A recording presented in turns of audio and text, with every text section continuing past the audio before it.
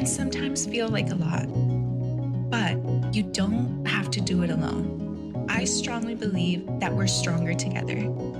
Here, we're going to slow down, have real talks, make sense of things together, and explore ways to intentionally grow the life you want.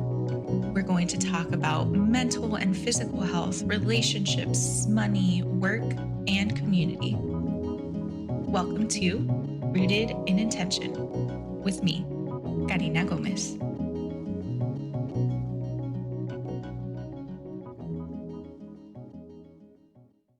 Hi, everyone. Thank you for joining another episode. Today, I'm joined by Dr. Bianca Flores, who has her PhD in neuroscience, and she has also been doing tarot readings for 8 years. So, as you can imagine, today we're going to talk about the intersection of neuroscience and ancestral spiritual practices.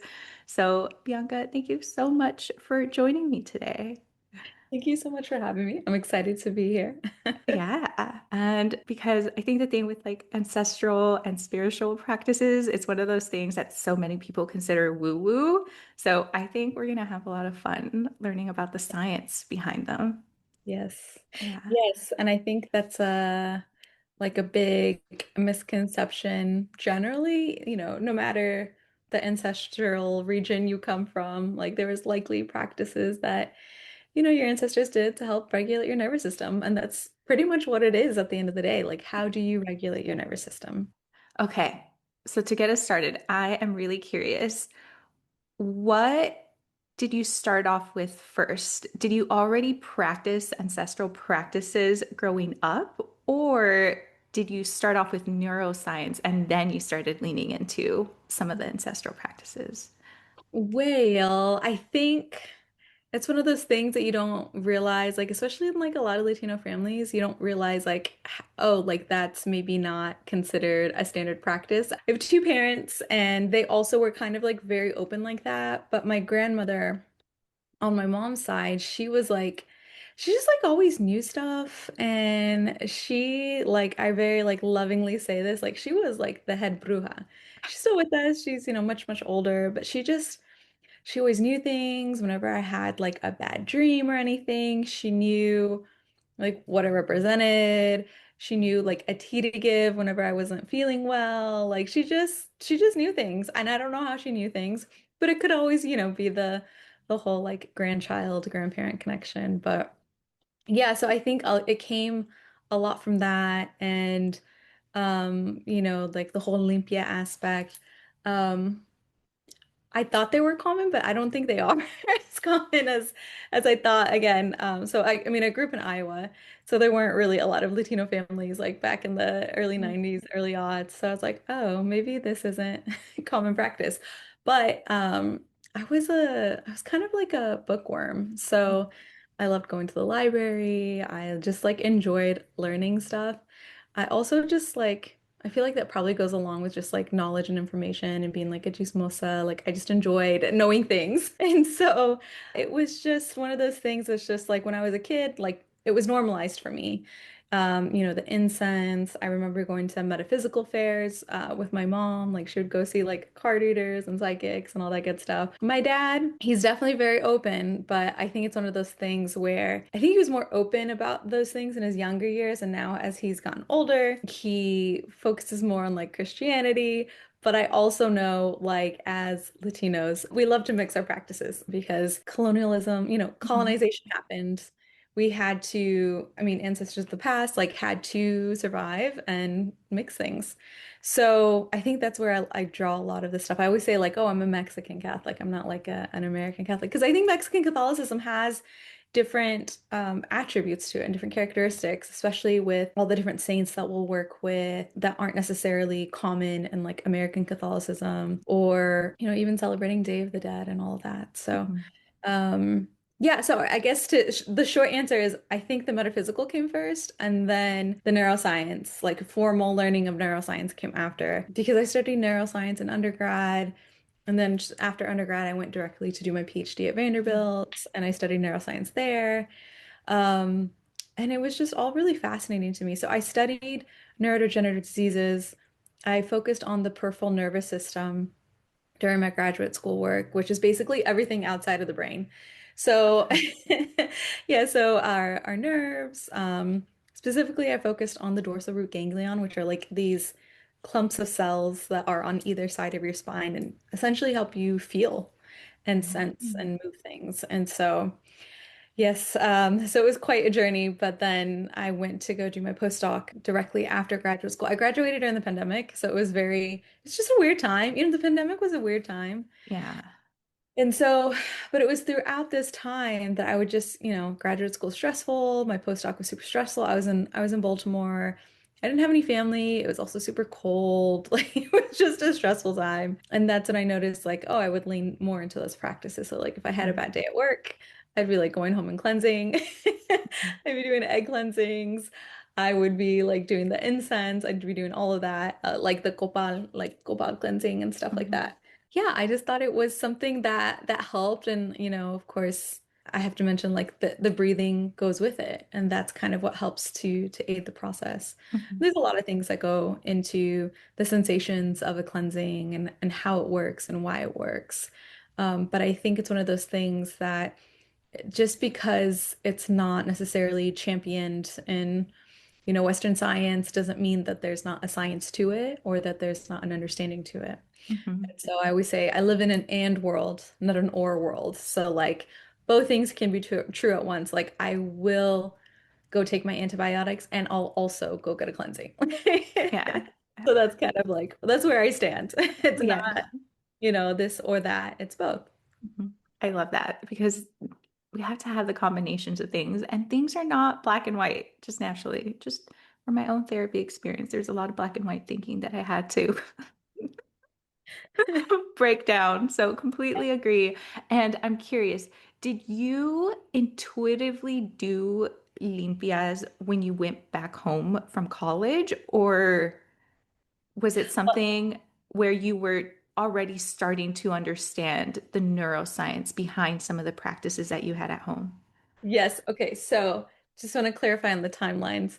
So I would do my limpias after in graduate school and postdoc. The reason I'm making the distinguish aspect of it is because like college was a hot mess for me. It was a hot mess, which is why like there was no space or time for limpias. And that's like kind of part of the backstory too. Like I was just in a very terrible, terrible relationship. But yes, like if I felt off, I would just kind of like intuit or feel it in my body, like what felt off, and then go from there. I've noticed for me, like what has really shifted, especially like even outside of, academia and even like into my 30s. Like the biggest shift for me has been not just the spiritual work and the prayers, but the embodiment work and trying to connect those two. I mean, we talk about grounding and we talk about all these different things, but you really have to feel it in order to feel connected, not just to the divine, but to yourself. Mhm. And I started doing more of the like somatic breath work in my early 30s. And that just totally shifted things for me in a way that I wasn't expecting. And that's ultimately what pushed me to be less fearful of the spiritual, of the metaphysical, of, growing my confidence and feeling empowered, like, hey, I got this. This is fine. Because I think there was a lot of fear for me personally and doing like tarot card readings or even Mhm. like showing up on social media as myself. There's just a lot of fear-based thinking around that. And the thing about fear, I mean, even like from the neuroscience perspective, right? Like fear in general will paralyze you. When your amygdala, which is the part in your brain that senses threat, when your amygdala has a lot of signal going into it, if it's super active, that's going to affect your learning and memory, and that's going to affect your contextual, like how you perceive things. So Mhm. it really can paralyze you in the way that you go about achieving your goals, thinking about your day to day, the way that it affects your self-esteem. And so once I was able to kind of begin to unlearn that fear-based thinking, and of course, it never ends, it started to kind of shift things. So. And it's interesting because I think going back to what you were sharing at the beginning of you thought a lot of the practices that you had at home that you learned from like your grandma were normal. And for me, I grew up in a like predominantly Latino community, but in my house, we had that mix of not so much limpias, but I think it was leaning more into the Catholicism with like the candles and Yes, the praying. And I yes, think one of the things that was big was like working with sobaderos. yes. But then I also remember going to friend's house, and then that's when I started learning about the limpias that their family practiced. So they would do like the egg cleansing and Yeah. like the reading of the egg. And I was like, I had never heard about that before. But then I started learning that that was like common practice with a lot of families. And just, I don't know, it's interesting when you think about the history because, like you were saying, as well with the colonization, every region within Mexico and within Latin America ended up kind of shifting its practices according to what happened historically. No, that's so true. And even like, it's really fun to see in the comments like the different ways that people grew up with limpias in their household. And I think it really speaks to like you use what you can around you and like regional differences. And I think it's like important to remember these sorts of practices came from our environment and just kind of having an understanding of where we were and what we're doing. And so try not to overcomplicate this. For anybody who's listening, try not to overcomplicate it. Like if you feel connected to a tree or a rock that you find outside of your house or on a walk, like talk to it, connect with it. You don't need to be buying these super expensive crystals or like, of course, the overharvesting of sage, all of that. But you can use culinary sage to cleanse yourself Mm. because the properties of sage throughout are pretty consistent, at least from the spiritual aspects that sage is a protector. Mm. So you don't necessarily need like the white sage. Like I grow Oklahoma native prairie sage in my backyard. Like that stuff grows wild here. And so just like to have those reminders. And again, like if you connect with a tree in your surrounding neighborhood, ask it for some tree bark and you can use that to cleanse as well. There's a really good book. There's a couple good books. Held by the Land is a fantastic book that talks about, it's from an Indigenous scholar, but it's essentially a guide to Indigenous plants for wellness. And she talks Mm. about the different ways, like, how do you know if a plant wants to be picked? Right? There's a Mm. spiritual aspect of like, you kind of have to talk to it, connect with the spirit, and just kind of feel it out, intuit it out. But if you feel like you're not quite there yet, if you try to pick it and it's not coming, don't pick it, right? Mm. It's as simple as that. There's another really good book that I really like by this Mexican. I think she calls herself a bruja. She is the author of Mexican Sorcery, A Practical Guide to Brujeria de Rancho. Oh. I listened to the book, I started listening, and then I turned it off and I ran to go grab a notebook and then I turned it back on because I was like, this is class. You're like, This I need is the notes. But it's interesting because as you listen, especially like if you grew up with familial practices and then hearing something different from somebody else, it kind of goes into that and explains that. And like, again, brujeria de rancho is like making use of your natural environment, making use of what's around you, and not necessarily having to overcomplicate things. Just because, like, I know for me, like, there's a lot of really wonderful brujas and brujos out there, but also like people from other traditions and religions that have really intense rituals and practices, and they're beautiful. But I know me with like my narrow, spicy brain, it's hard. It's really hard. So it's just one of those things like I always have to remind myself of. It's just like, okay, just, spray the holy water, do the thing. Remind yourself just like the deep breathing. And it's more about how you can do that for yourself, but also like reminder for others. They can do it for themselves too. They don't necessarily need to, have all these fancy things. I'm not saying like don't go to a healer, go to a healer. Oh. Support your local botanicas, but it doesn't have to be so complicated. So Yeah. And for people who might be almost waiting for that affirmation from science that these things work, can you give a breakdown? I think you were alluding to some of the neuroscience with the nervous system and the fear, but can you just give a breakdown of the neuroscience behind, I don't even know where to start with limpias, yeah. because we talked about quite a few practices. Yeah. So we can do limpias, but we can make it kind of broad with like rituals because it's still a ritual. So whether you're doing a limpia, whether you're lighting a candle or have some sort of like ritualistic thing that you do in the Catholic Church or whatever. In Um, honor of today's Yes, session. I love it. Yes, I have mine as well. Just like I always get a little candlelit. So if you're somebody who's seeking out Olympia or seeking out solace, it's likely that your prefrontal cortex is quite active. So your prefrontal cortex is where you do a lot of your day-to-day decision making, where you have to sort of process like logical decisions, yes, no. And sometimes that can be really overwhelming when you're stressed. Like colloquially, I think they call it cognitive overload. And so when you have cognitive overload, that area is quite active. But as you go to get Olympia, it kind of helps it to slow down. And so there's a couple other parts involved. One is, of course, I mentioned earlier, is our amygdala.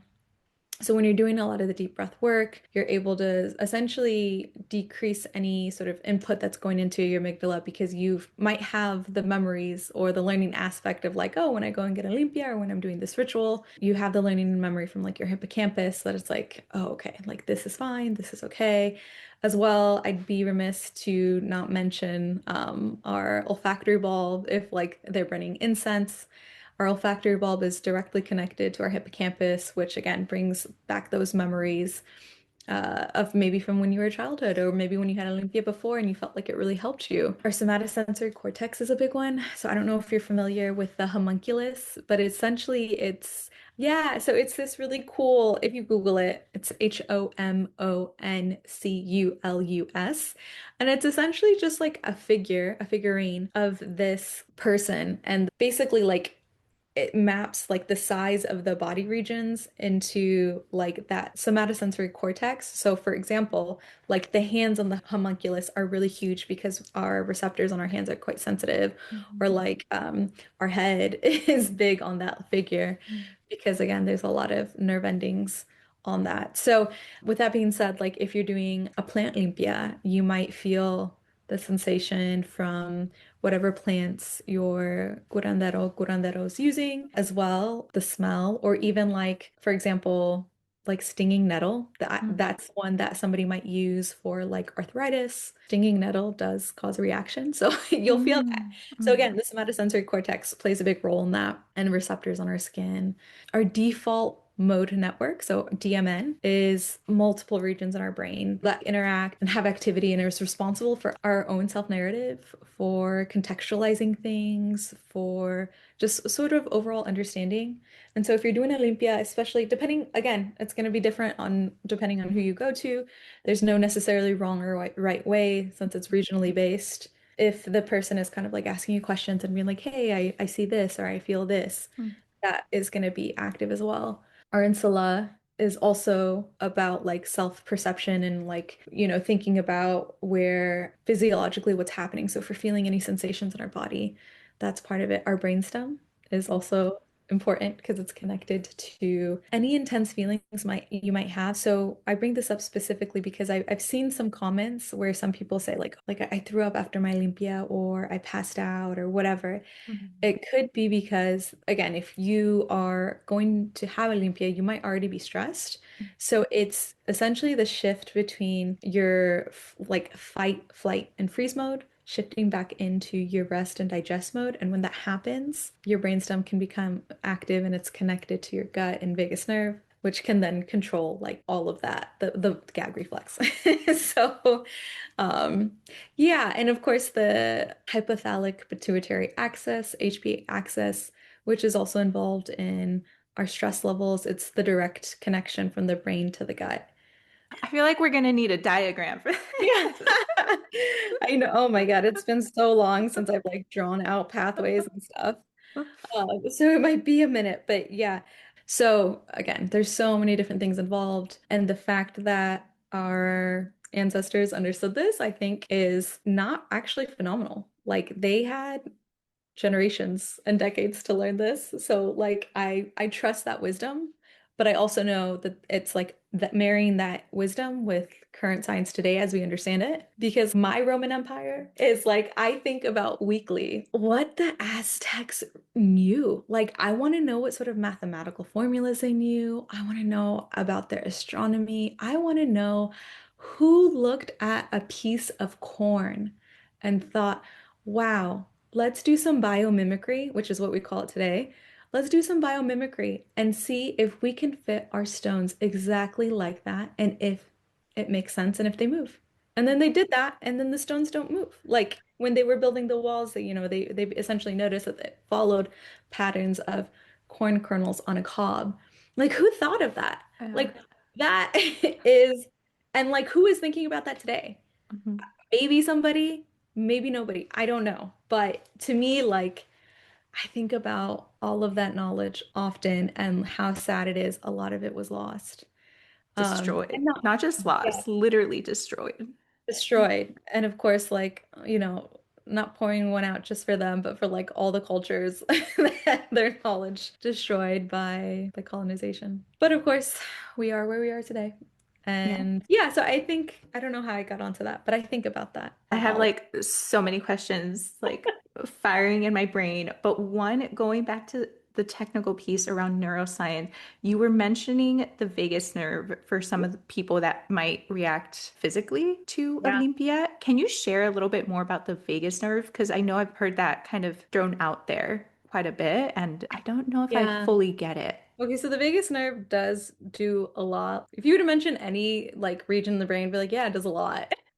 Because it's all connected. Basically, when you stimulate your vagus nerve, it's also connected to the sympathetic and parasympathetic nervous system. Mm. So, parasympathetic is, like I mentioned earlier, is the rest and digest. And then the sympathetic is the, flight, freeze, or fight response. And so when you stimulate either of those via the vagus nerve, it essentially signals to the rest of your body, like, hey, we either need to increase our blood flow or decrease it, or we need to, rest and move our bowel movements, things like that. So it just depends. I know that was like a very broad overview, but it does a lot with like constriction of blood vessels, dilation, etc. So even like putting cold water on your face also helps to stimulate the vagus nerve because it helps to constrict the blood vessels, and that's a way to sort of relax. Mhm. But I think it's really interesting because what I've learned along the way is you can bless a metal with cold water. That cold Huh. water removes negative energy. Wait, can you repeat that Yes, part? I don't know if I fully got it. yes. I'm not familiar with the practice. Okay, so in the metaphysical, if you cleanse a metal with cold water, it removes negative energy. It essentially blesses it, right? You can, bless it. My connection to the science was like, oh, that sort of practice makes sense to me because we know that cold water stimulates the vagus nerve, which relaxes you. So you're going to be in a heightened state of arousal if you feel like somebody gave you evil eye or like did you Mhm. dirty or however you want to go about it. And so or if you're just like stressed at work, right? Like you're like, I'm just tense. Then you would just splash cold water on yourself. That stimulates your vagus nerve. You relax. I did like kind of make a bit of a jump. Yeah, So I think you clarified.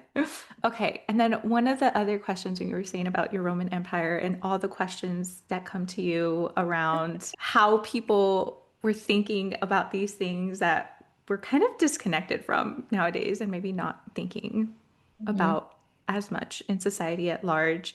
I'm curious if there are any spiritual practices that aren't quite yet understood through a neuroscience or one of the other sciences that you truly believe in, and you just think it's a matter of time before science backs it up. Oh my gosh, that is such a good question. Yes and no. Okay, so I've been on like a soapbox about past life stuff. So like I go on Mhm. soapboxes about like past life regressions only because I'm like, who wants to learn about their past life? This life is already hard enough. But I think there's something to be said for maybe that practice and understanding yourself better. But I also think there's probably like some Jungian psychology that I'm not aware of that's associated with Mm, it. I think you can see other timelines. I just don't think, like, I know the physics of it, of like quarks and things like that exists, but like actually how we do it, how we connect with it.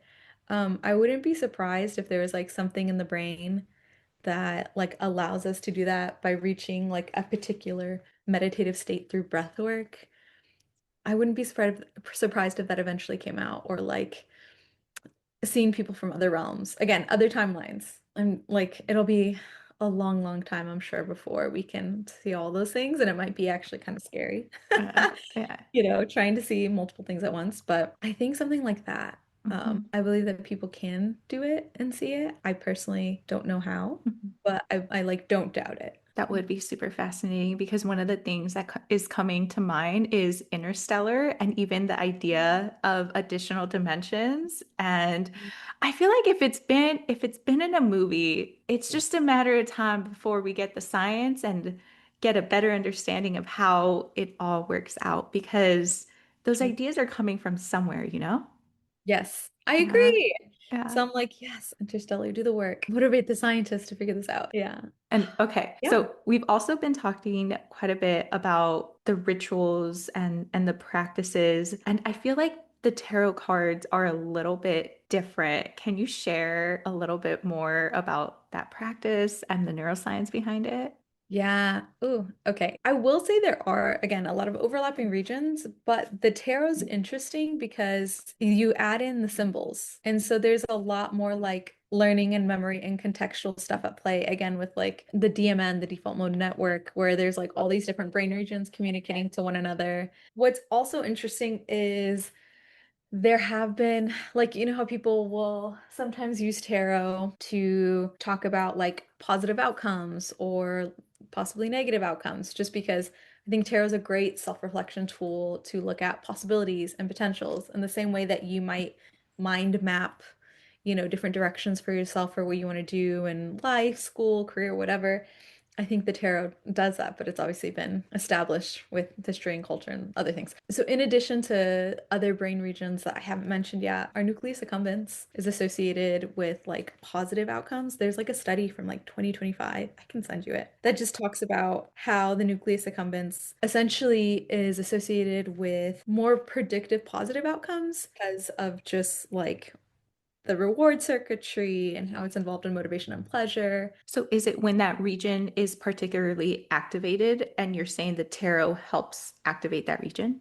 So when you're using the tarot and you're making a prediction, so two people could be looking at the same card. One might have a more negative take and one could have a more positive take.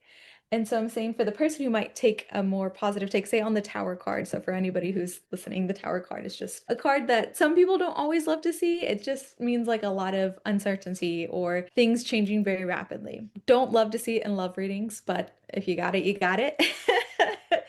I would say, from what I understood from the paper, essentially, if you are doing a reading and we're talking about a relationship, you got the Tower card. This is actually news for you because this means this is a new start and, stagnant energy is going to be moved. Whereas, like, if it's not as active, it's like, oh, this is really bad. You're Mhm. gonna experience these things. So, in that way, it might already be more active. Therefore, you make those more positive predictions. But I thought that was really interesting just because we don't talk enough, or I don't think it's talked about enough in mainstream about positive predictions or negative predictions. And I think people don't realize our brain is doing predicting all the time. The way, even like putting one foot in front of the other, your brain has already calculated the distance for you for what to do. We obviously don't know those complicated calculations off on the top of our head because our brain is doing it for us. So it's just an interesting paper, some interesting thoughts, and yeah, our brain is always predicting, and I think we ourselves are always predicting. So it's already a tool that's used to, self-identify, to self-actualize, to understand sort of the big picture from the way I view it. When you bias it, you kind of like gaslight yourself into possibly negative behavioral patterns. So just be mindful of that, Yeah.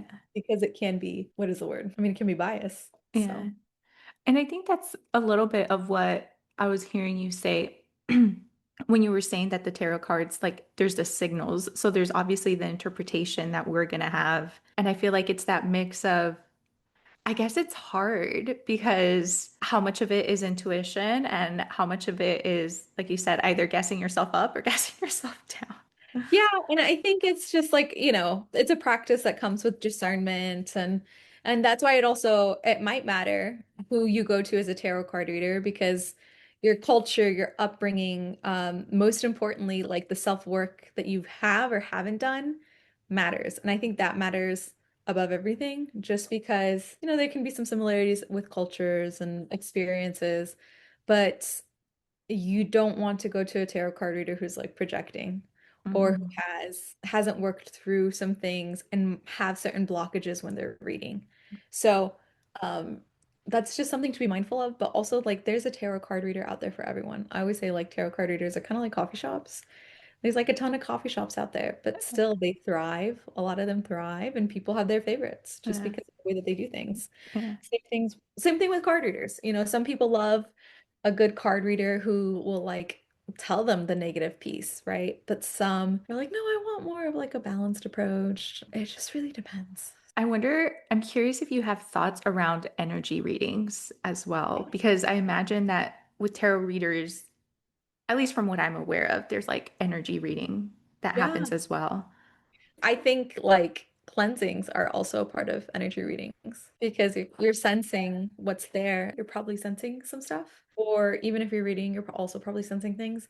I also think there is like a real physiological component that's happening, whether it's like muscle tightness or excessive heat coming off the body. And it's all very real. Like I think energy associated with those things is real. So I want to preface it with that. In terms of like the full mechanism, I don't know, but Yeah. Would you say that's probably one of those areas where just the science maybe has to catch up a little bit with understanding like the yeah, energy healing modalities?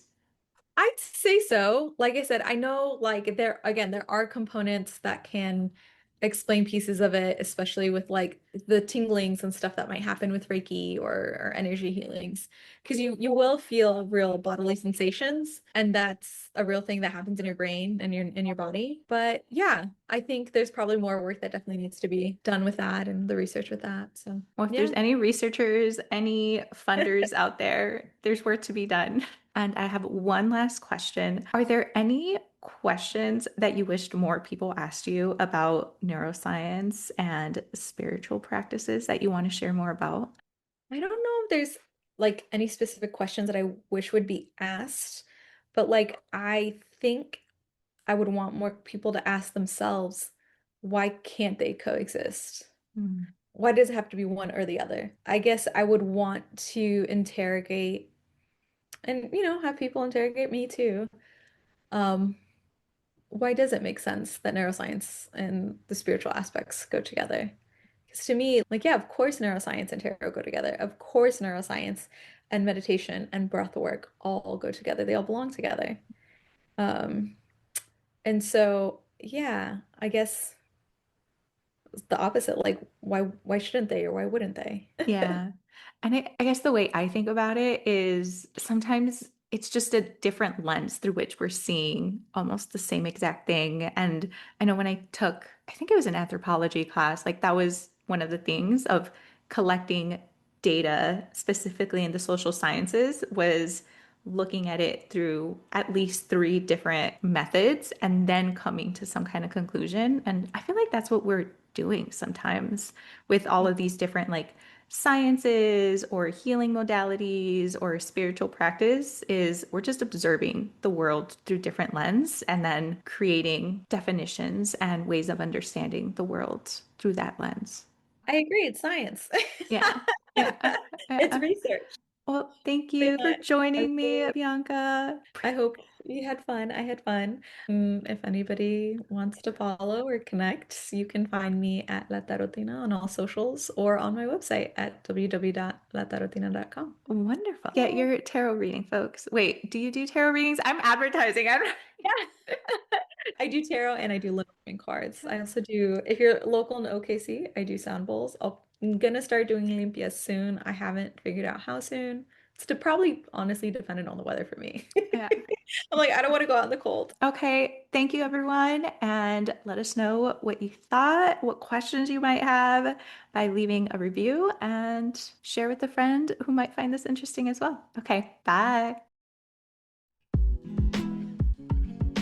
Thank you for joining me for another episode of Rooted in Intention. Until next time, and remember to keep showing up for the life, relationships, and community you want. Now go, grow the life you want